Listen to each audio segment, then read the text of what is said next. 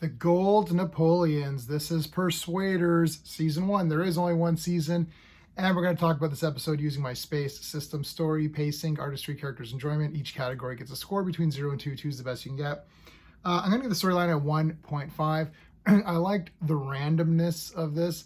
So Danny Wilde is walking around. There's a girl having some trouble. He goes to help her. Someone shoots at her. She doesn't die. She survives, but someone shoots at her. And then they're starting to think, were they shooting at her or were they shooting at him? And we get the judge in there.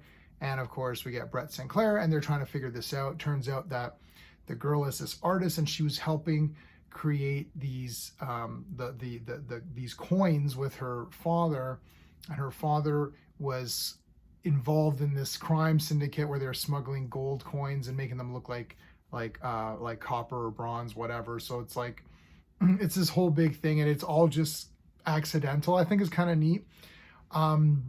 There's a lot of cool parts with Danny following these guys, and it's like I'll get to the artistry of that in a second, but like that was really well done, and and just the way they unraveled things slowly. It wasn't boring. The pacing's a 2 out of 2 for me on this one. It wasn't boring. It was actually kind of exciting how they were getting the clues together, and like Brett goes undercover as this German collector and stuff. And I got into this one. I actually got into the story a little bit. I think just because everything fit together nicely, and it wasn't stupid.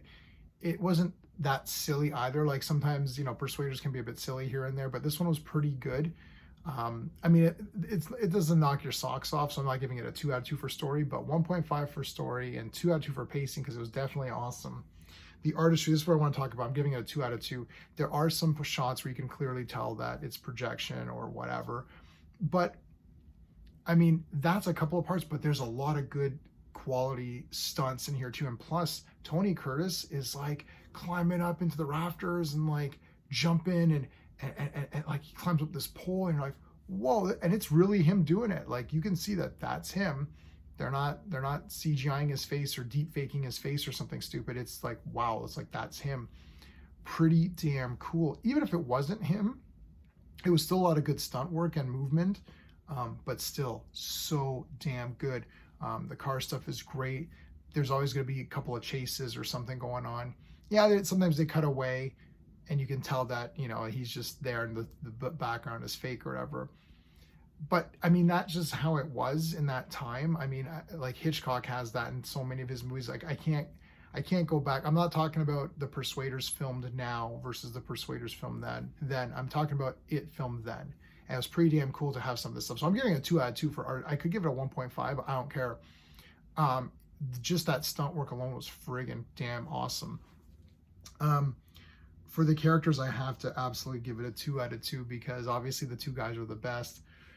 There's a lot of great banter yet again between them, and there's a lot of little funny moments where like Danny, there's this big huge guy that comes, and there's another guy, and Danny elbows that guy, then punches that guy, and then he turns around and he's like, oh, that guy didn't even move, and then they can't hit him, like they're hitting him and there's no effect, and then Brett comes in, he's like, let me show you how it's done, and he punches him and no effect, and then the guy gets hit and goes down, and then he's like, you see when I hit him, and they go down. I'm like, no. That was great.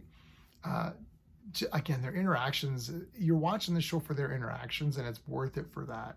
I have to say, I liked the girl in this one too. She was pretty good. Like she wasn't stupid or whiny. She's just like, Dad, what are you doing? I thought we were just, making some coins. I didn't realize you're in this big syndicate thing.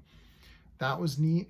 Also, when her father got killed, I thought, oh man, I liked that guy. He was pretty good. Like I actually felt bad for him. So that was good. The villain was, decent. There's a great part where Danny infiltrates their little warehouse, and he just puts a little hat and glasses, and he's got a little clipboard thingy. He's just walking around and nobody's noticing him. It was done brilliantly because it's like, yeah, if you try to be all stealthy, just walk around. And like, he doesn't know who he's hired. There's like there's like 50 guys there. Who knows, right? Oh, it's done so great. Yeah, a lot of great character stuff in all of these. What else am I looking at here? I get for the enjoyment factor, I'm going to give it a 1.5. I really liked this one. It's not perfect, but it's really damn fun and cool. Maybe could have been a little bit of a little bit extra to the story.